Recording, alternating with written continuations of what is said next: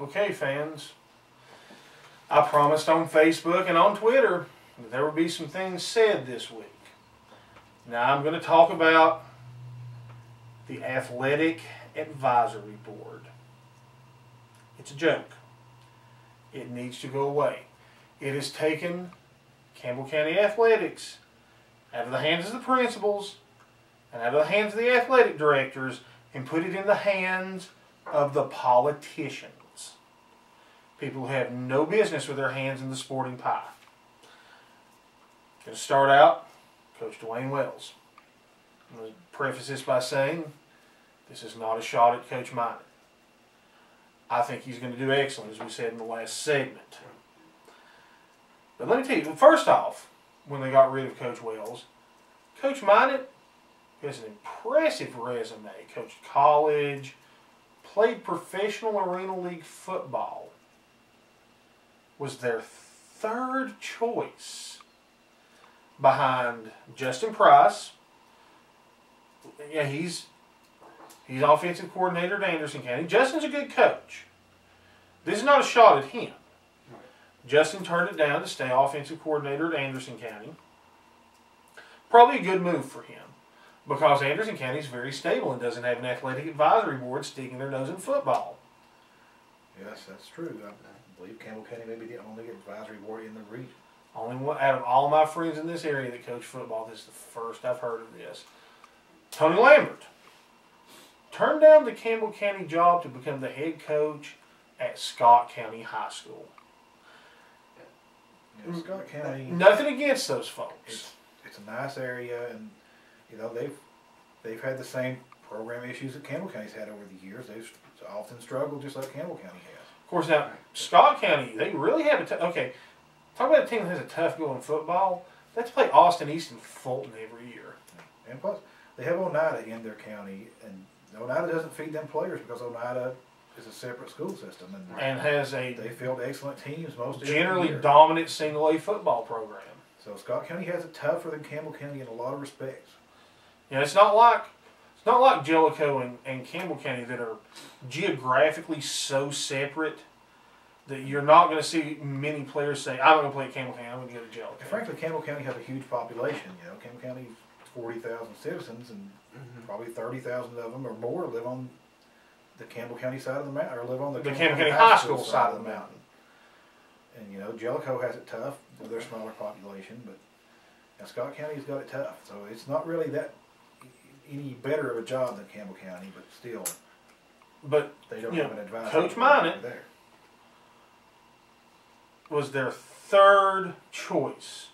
Who makes these decisions? Who looks at this man's resume and thinks, we better not pick him first? Amazingly enough, it worked out great for Campbell County. It did. Despite the politicians picking the coach, you know, it's worked out pretty well that they hired a coach of his caliber. Now, Dwayne Wells is a man that came in and actually brought stability to the program. Right. Wells He was there 10 years. He was there longest of just about any. 3 times. Slightly over 3 times. Longer than any other coach. Right. Now, apparently, this advisory board, and it's going to look at people no matter how well they do. Like Coach Browning had a great season with the Lady Cougars, and still has to go before the board. Had to go before the board.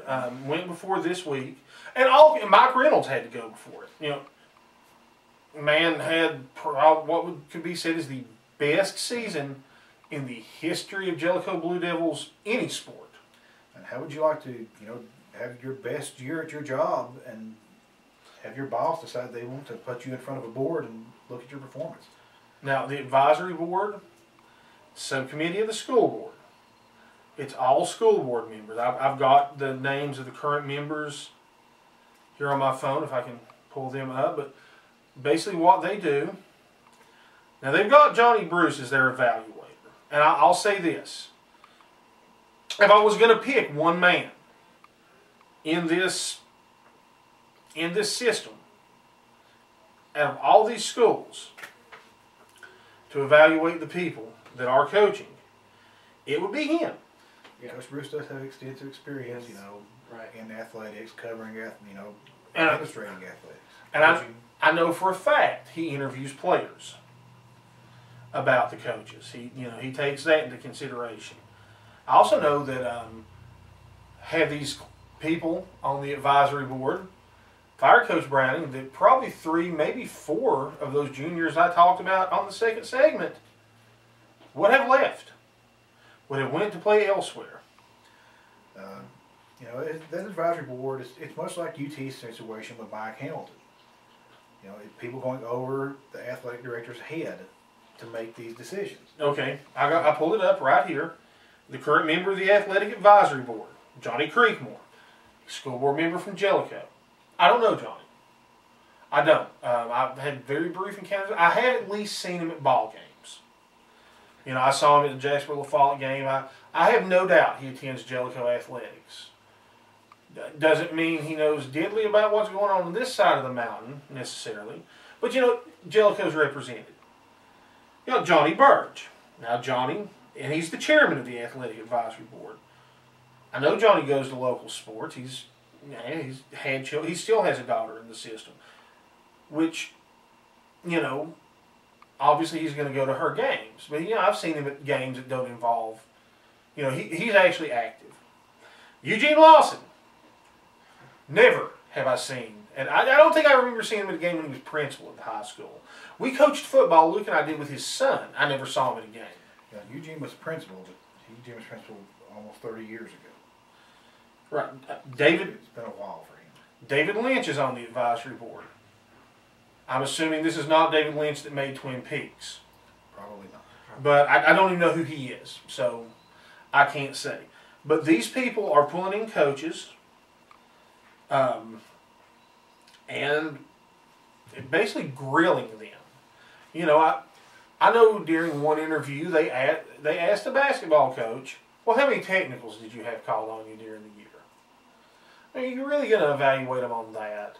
I mean, in basketball, sometimes as a coach, you get a technical foul on purpose. It's really silly. And, frankly, Campbell County High School, you couldn't have a better basketball evaluator than Sherry Chapman, the athletic director. Right. She's had an outstanding resume as a player and as a coach. By that same token, the principal at Campbell County High School is Robbie Heatherly. Yes.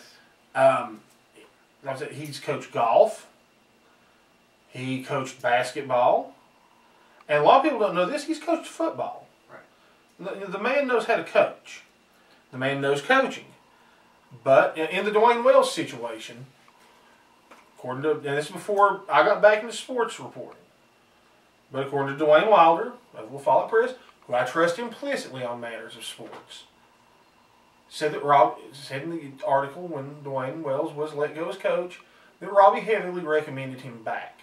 Well, apparently this was not good enough for someone somewhere on some board that knows nothing about the situation. So they let him go anyway. If you have the confidence of your principal and your athletic director, that's all that should matter. It shouldn't matter. You shouldn't have to go through another step above that. Right. This leads us to Coach Barry Jones.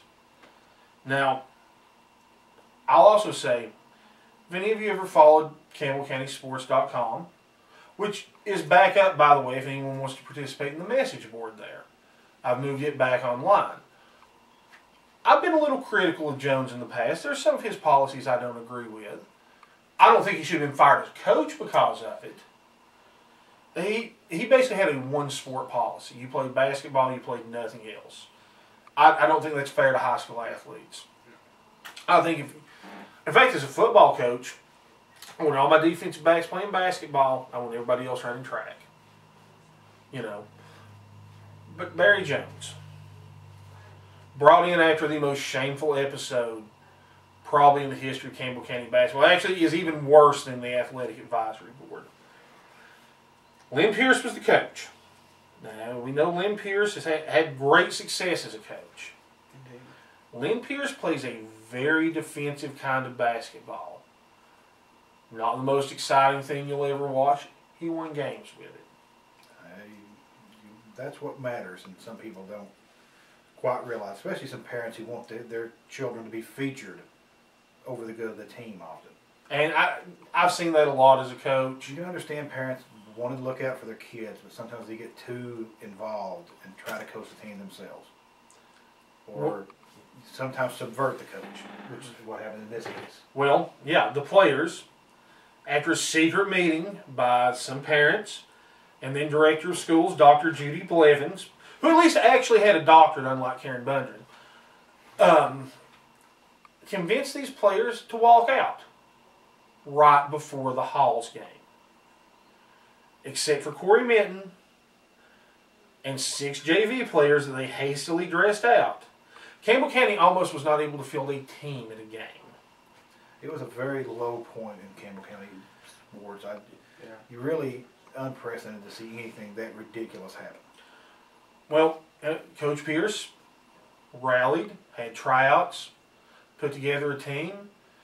Went down to Clinton and beat them with this team on a last-second half-court shot by Corey Minton, the lone player that actually had the guts to stay on the team.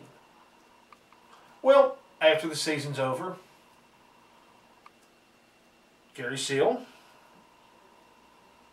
recommend, and Jim Pierce, athletic director at the time, recommending Lynn Pierce come back as coach.